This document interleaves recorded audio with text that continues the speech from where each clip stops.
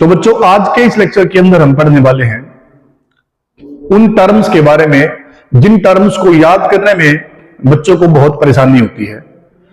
तो बायोलॉजी के अंदर बहुत सारी टर्म्स ऐसी हैं जिनका प्रोनाउंसिएशन भी काफी मुश्किल होता है और बच्चों के लिए उनको याद करना भी थोड़ा सा मुश्किल होता है। अब बहुत सारी टर्म्स ऐसी हैं जिनको बच्चे रट्टा लगा लेते हैं, लेकिन बच्चों को उनका मेन ओरिजिन और उनका रियल मीनिंग जो है वो पता नहीं होता। तो आज के इस लेक्चर के अंदर हम यही चीज पढ़ने वाले हैं कि हम उन टर्म्स को काफी आसान बनाएं जिन टर्म्स को याद करने में बच्चों को थोड़ी दिक्कत होती है। एग्जाम्पल के लिए, जैसे कि 12th क्लास में एक चैप्टर है ह्यूमन इवोल्यूशन, टॉपिक है ह्यूमन इवोल्यूशन। तो ह्यूमन इवोल्यूशन के अंदर हम पढ़ते हैं डिफरेंट फॉसिल्स के बारे में पढ़ते हैं, जो फॉसिल रिकॉर्ड ह्यूमन बीइंग से जुड़े हुए हैं, जो ह्यूमन एंसेस्ट्री से जुड़े हुए हैं। जैसे कि हम उन फॉसिल्स के जो नाम हैं, जैसे कि ड्रायोपिथिकस, जैसे कि रामापिथिकस, जैसे कि ऑस्ट्रेलोपिथिकस, जैसे कि होमो हेबिलस, जैसे कि होमो इरेक्टस, होमो निएंडरथैल, होमो सेपियंस। अब ये जो टर्म्स हैं, जैसे रामापिथिकस, ड्रायोपिथिकस, ये जो टर्म्स हैं इनको याद करने में बच्चों को थोड़ा सा परेशानी होती है और बच्चों को इनका एक्चुअल मीनिंग जो है वो पता नहीं होता है। तो इस लेक्चर के अंदर आपको हम वही बताएंगे कि इन अलग अलग फॉसिल रिकॉर्ड को जो नाम दिए गए, इनके नाम के पीछे का जो बेसिक ओरिजिन है वो क्या है और जो बेसिक रीजन है वो क्या है। तो हम स्टार्ट करते हैं। जो हमारा पहला फॉसिल रिकॉर्ड इसमें लिखा हुआ है वो है ड्रायोपिथिकस। तो ड्रायोपिथिकस के अंदर दो अलग अलग वर्ड हैं, एक ड्रायो और एक है पिथिकस। जो ड्रायो है और जो पिथिकस वर्ड है, ये दोनों ग्रीक भाषा से लिए हुए हैं और ग्रीक भाषा में ड्रायो का मीनिंग होता है ओक और and the meaning of the pithecus is ape. तो ड्रायो का मीनिंग क्या बताया? ओक, यानी कि oak tree, and the meaning of the pithecus is ape. तो ड्रायोपिथिकस नाम इसलिए दिया गया है क्योंकि ये वो फॉसिल्स थे या ये हमारे वो एंसेस्टर थे विच वर forest dwellers, you can say the term Dryopithecus reflecting their forest habitat। तो Dryopithecus नाम के जो फॉसिल रिकॉर्ड थे वो साइंटिस्ट ने डिस्कवर किए थे from the oak tree forest. तो Dryopithecus को कहां से ढूंढा गया था? They were discovered from the oak tree forest. तो इसलिए इनको क्या नाम दे दिया गया है?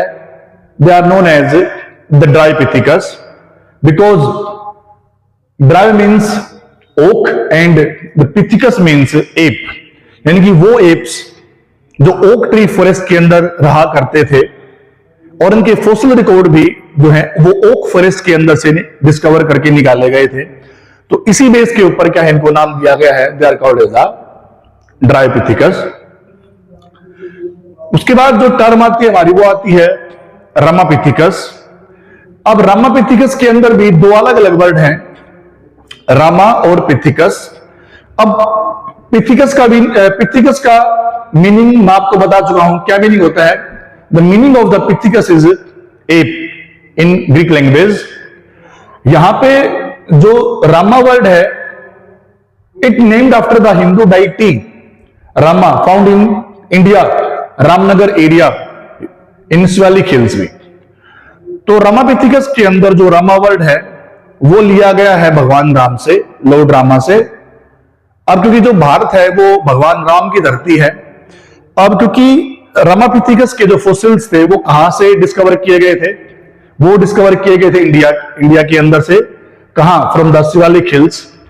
अब जो भारत है वो भगवान राम की धरती है, तो इन फॉसिल रिकॉर्ड को भगवान राम की धरती के हिसाब से ही इसको नाम दे दिया गया। जैसे कि यहां रामा जो वर्ड है वो किसको दिखाता है?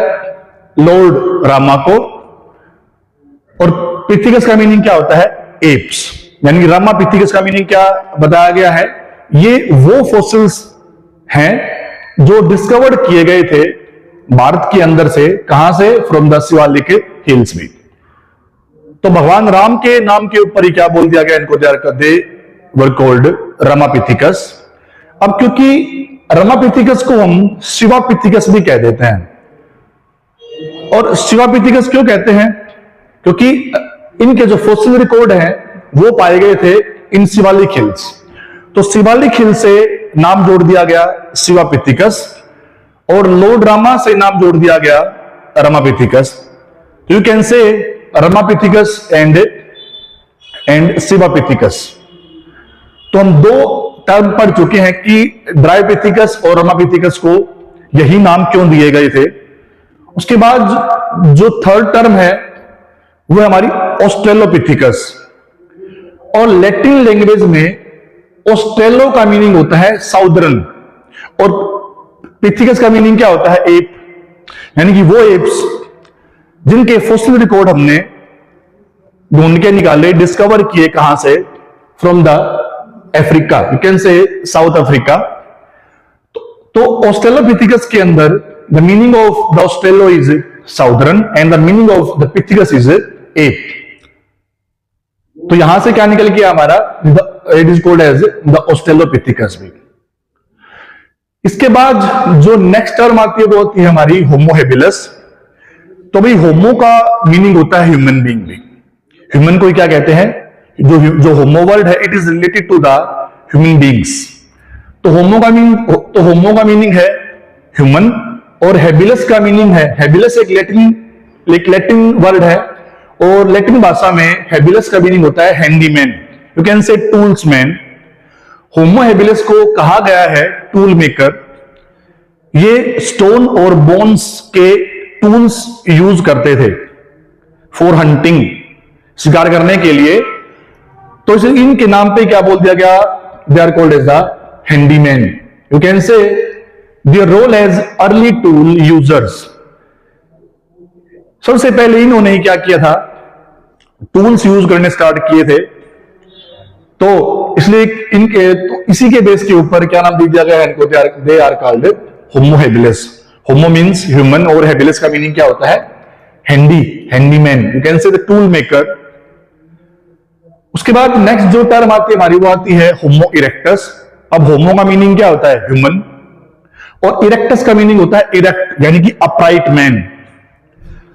अब ये ऐसे एप्स थे, यू कैन से होमो इरेक्टस जब भी थे इनका जो पोस्चर था वो इरेक्ट पोस्चर था।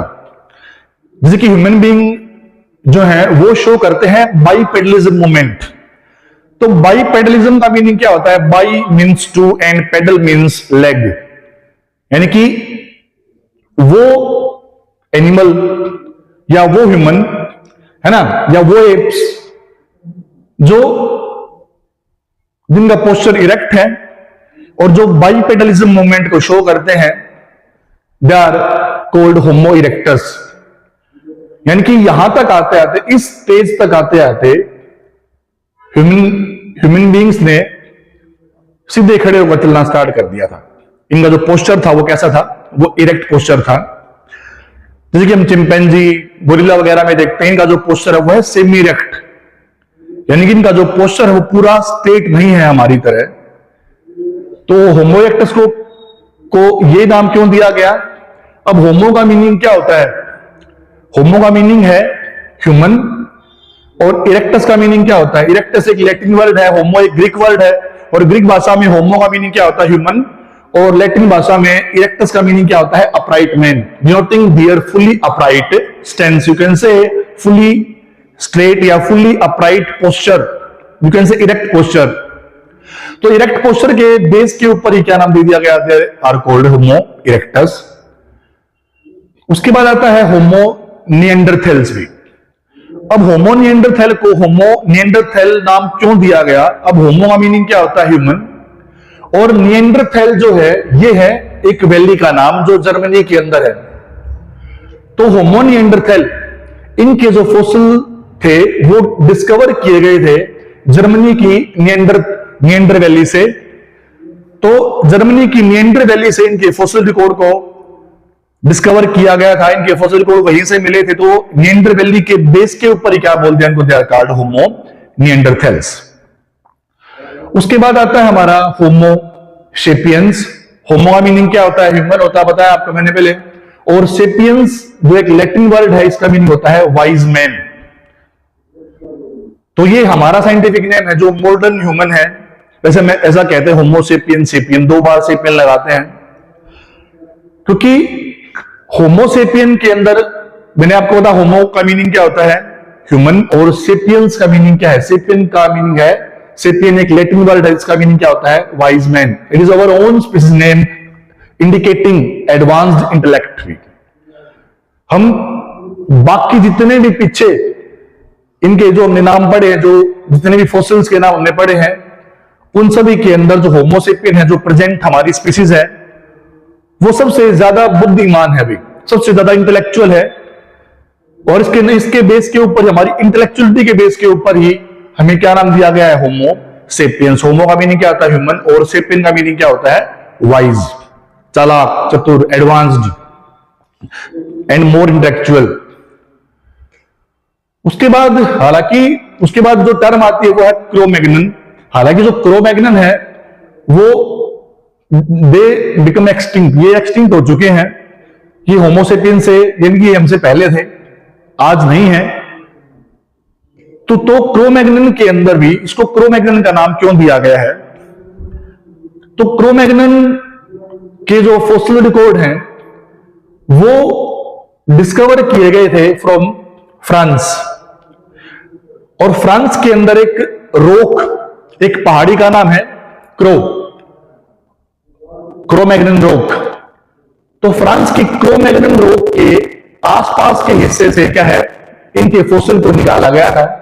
तो इस क्रो-मैग्नन रॉक के बेस के ऊपर ही क्या है, इनको क्रो-मैग्नन का नाम इसको दिया गया है।